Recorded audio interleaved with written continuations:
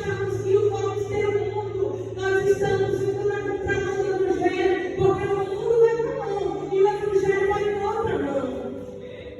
E se quisermos andar de acordo com Cristo, nós vamos ter que andar na contramão do mundo mesmo. Mas com certeza, Senhor, não fui eu que te escolhi. Quando eu estava ali mergulhado no pecado, foi tu que me escolheu. Foi tu que me separou. Para quê, Senhor? Para ficar sentado no banco da igreja, botar minha melhor roupa no dia de domingo e dizer para todo mundo: eu sou crente. Não, para que eu pudesse dar frutos dignos de arrependimento. Sabe, irmãos, em muito lugar que nós vamos estar, vai ter muito joio no meio. Naquela parábola do joio, do trigo do joio, a Bíblia diz que o agricultor ele saiu para semear, ele saiu e ele plantou o trigo. Mas à noite, quando ele estava dormindo, veio o seu inimigo e plantou o joio. Observe que o inimigo veio em que momento? À noite, quando ele estava dormindo, desapercebido. Irmãos, não vamos ter o controle de tudo. Não vamos ter o controle de tudo. Muitas coisas nós vamos negligenciar, nós vamos falhar. E nesses momentos aí, o inimigo vai vir lá e vai semear o joio, vai semear a contenda, vai semear a discórdia, vai semear mesmo. Porque naquela parábola ele diz: o agricultor semeou o trigo, mas o seu inimigo veio e semeou o joio. E aí os funcionários dizem: Senhor, como é que a gente arranca o joio? Se não arranca, não. Deixa o joio aí. Quando crescer, a gente vai separar. O que for trigo, a gente separa. O que for joio, a gente vai queimar. Só que muitas vezes nós estamos cercados de joio e aquele joio vai incomodar o crescimento do nosso trigo e vamos dizer: Senhor, eu tenho que arrancar esse joio de qualquer jeito. Eu tenho que tirar esse joio, está me incomodando muito. Esse joio não dá para ficar aqui. Mas o Senhor diz: não arranca ainda. Deixa crescer lá no momento certo que você estiver maduro. O joio também vai aparecer e ele vai ser tirado. Aleluia, Jesus. Glória, Senhor. O salmista Davi diz: Senhor, para onde é que eu vou me esconder de ti? Senhor, para onde eu irei do teu espírito? Ou para onde eu fugirei da tua face? E quantas pessoas não querem estar na igreja, não querem compromisso com o Senhor, porque eles querem fugir da presença de Deus. Eles querem fugir e eles dizem: eu não estou pronto, eu não posso ir ainda. Quando eu estiver preparado, eu vou. Mais na frente eu vou, mais na frente eu vou. E o salmista reconhecia: é impossível que eu fuja da presença de Deus. Quantas pessoas estão ao nosso lado, mas dizem: eu vou caminhar sozinho, eu quero caminhar sozinho. Quantos latentes dizem assim: Deus não existe? Aí ele diz: Deus não existe. Aí ele começa a pegar a terra ali e vai construir. Aí Deus diz: Deus não existe, essa terra é minha, vai providenciar a cura, ele não pode usar. Aí ele vai para as pedras. Sim, quem criou as pedras? Foi Deus. Ele vai para a madeira. Quem criou a madeira? Foi Deus. Vai pegar então o que tu fez. E ele sabe que tudo que existe na natureza foi criado pelo Senhor. E aí, como é que você vai viver sem precisar de Deus para nada? Como é que você vai viver sem saber, dizendo: não, eu vou fugir, ali tem um pastor que é muito chato, ele me cobra, ele me fala muitas coisas, eu vou para o outro lado? Vai não, irmãos. O lugar mais seguro que nós podemos estar é aos pés do nosso Deus. O lugar mais seguro, a conversa mais certa que nós temos que ter é no nosso quarto de oração ao Senhor, porque sabemos que o que estamos falando ali, só Ele vai nos entender, e Ele não vai entender só as palavras, Ele vai entender o nosso interior, porque muitas vezes as palavras não conseguimos explicar o que estamos sentindo. Quantas vezes chegamos para pessoas e dizemos: olha, mas eu queria falar isso, eu queria falar aquilo,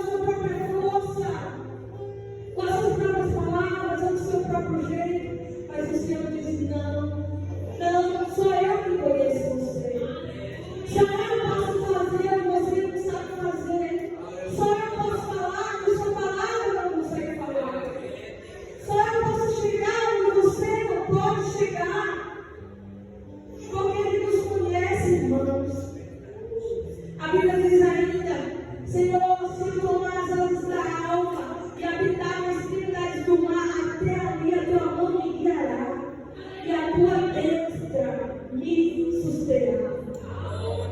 Porque o salmista estava dizendo: Senhor, eu posso comprar longe. Senhor, eu posso morar na outra cidade. Senhor, eu posso morar em outro estado, em outro país, vai resolver meus problemas. Não vai não.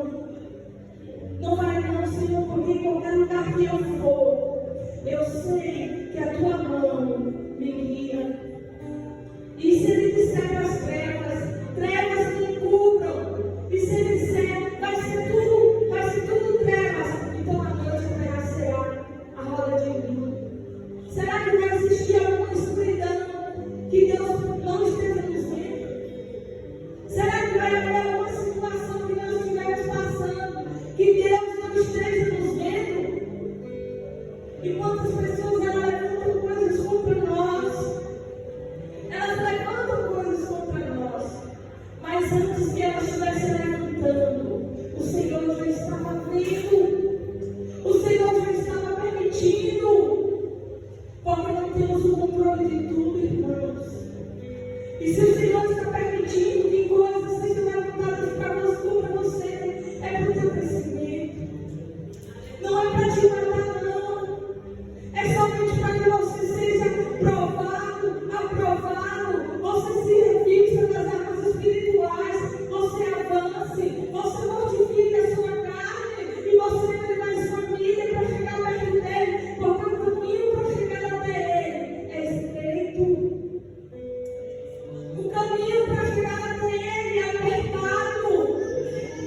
E vai ter momentos que você só vai conseguir passar se for no colo dele. Porque se for lá nas suas pernas, você não consegue passar, não.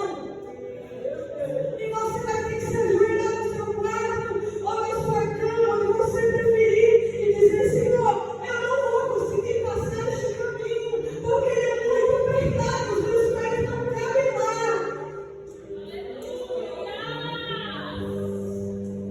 Se tem lugar, irmão, que você não está conseguindo passar com seus pés, receba pelo Espírito, desce no colo do Senhor, e você vai conseguir chegar e passar esse pé que você está passando nesse dia.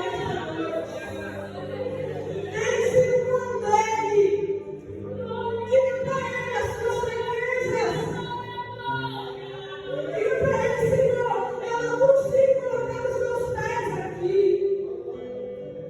Quando Pedro estava se afogando, as águas começaram a vir, ele começou a caminhar, ele começou a gritar: Jesus, Jesus, socorre-me. Será que ele estava ali numa situação de facilidade?